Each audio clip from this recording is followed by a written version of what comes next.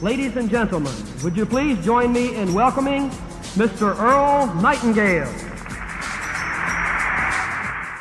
At many speaking engagements, I've referred to the words of Albert E.N. Gray and his speech, The Common Denominator of Success. Years of experience as a successful executive helped Mr. Gray to find answers to the questions you've probably asked yourself. Questions like, how can I avoid failure in this new career? How can I manage to succeed in my interesting new profession? Mr. Gray crystallized his thoughts about these common but important doubts that we all experience at some time during our lives, and he incorporated them into a speech called The Common Denominator of Success. Because his thoughts have importance for every thinking person, I want to share them with you now. I've taken the liberty of substituting a few phrases to help each of us relate to Mr. Gray's remarkable message more personally. Mr. Gray said, several years ago, I was brought face to face with the very disturbing realization that I was trying to supervise and direct the efforts of a large number of people who were trying to achieve success without knowing myself what the secret of success really was. And that naturally brought me face to face with the further realization that regardless of what other knowledge I might have brought to my job, I was definitely lacking in the most important knowledge of all. Of course, like most of us, I've been brought up on the popular belief that the secret of success is hard work. But I'd seen so many men work hard without succeeding, and so many men succeed without working hard, that I'd become convinced that hard work was not the real secret, even though in most cases it might be one of the requirements.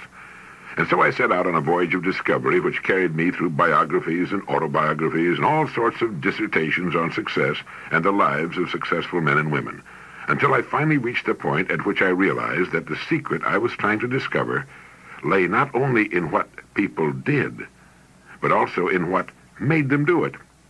I realized further that the secret for which I was searching must not only apply to every definition of success, but since it must apply to everyone to whom it was offered, it must also apply to everyone who had ever been successful. In short, I was looking for the common denominator of success. And because that's exactly what I was looking for, that's exactly what I found.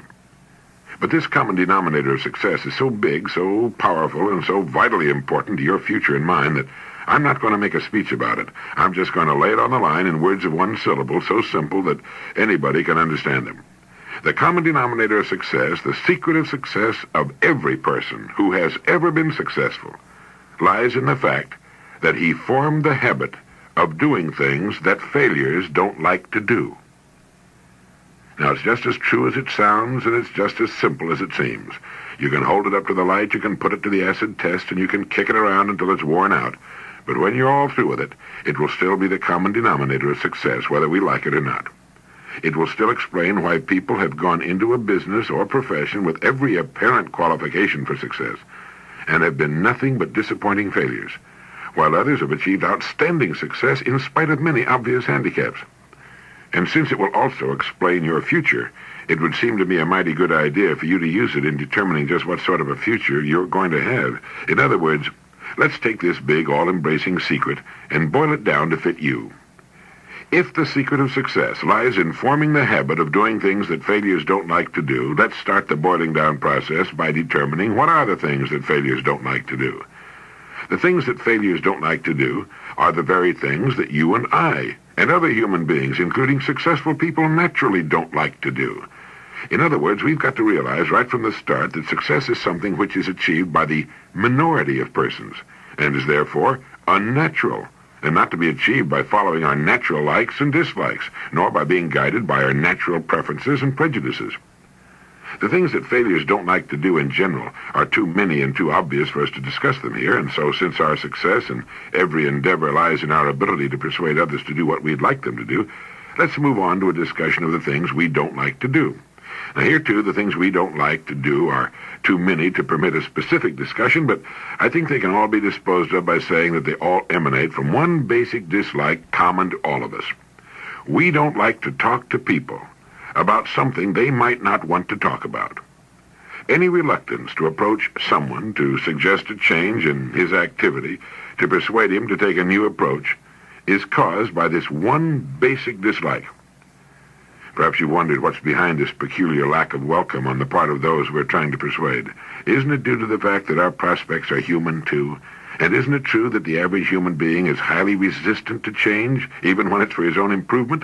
and is therefore prone to escape our efforts to persuade him to do something he thinks he doesn't want to do by striking at the most important weakness we possess, namely our desire to be appreciated?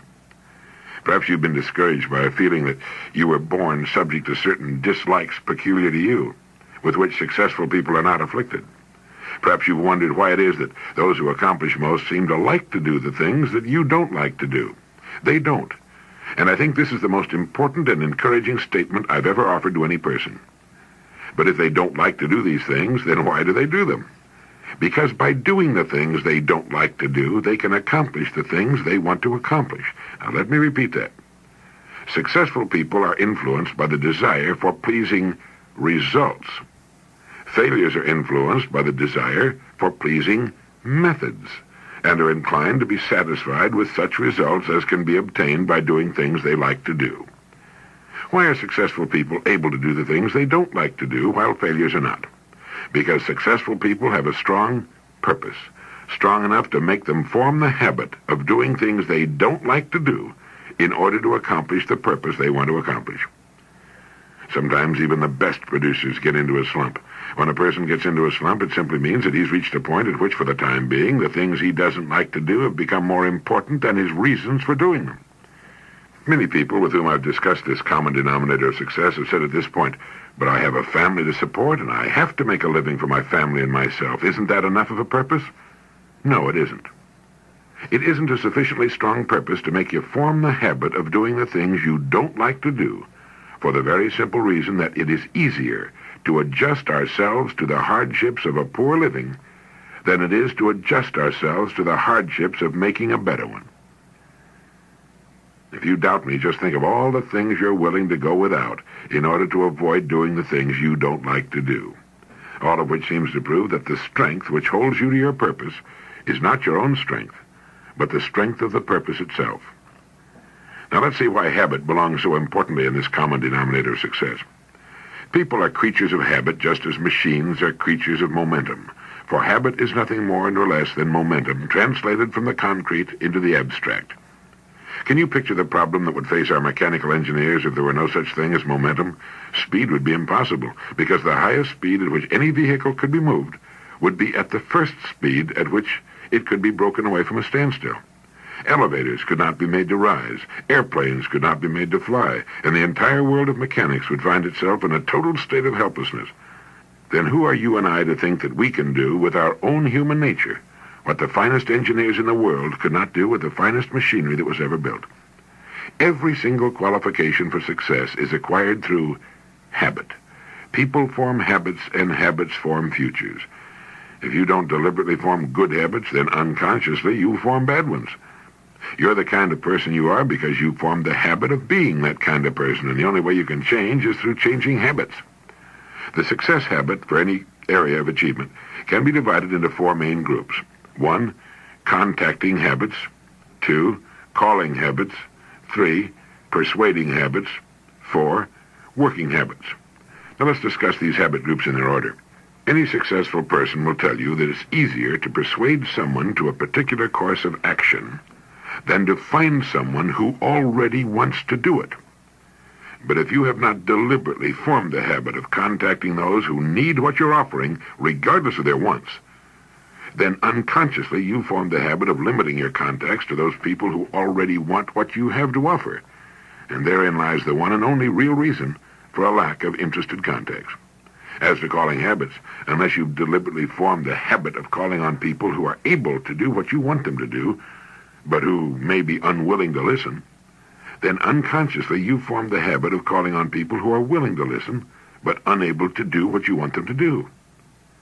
As to persuasion habits, unless you have deliberately formed the habit of calling on people determined to help them see why it is in their interest to take a particular course of action, then unconsciously you form the habit of calling on people while you're in a state of mind in which you are willing to let them make you see their reasons for not going along with you.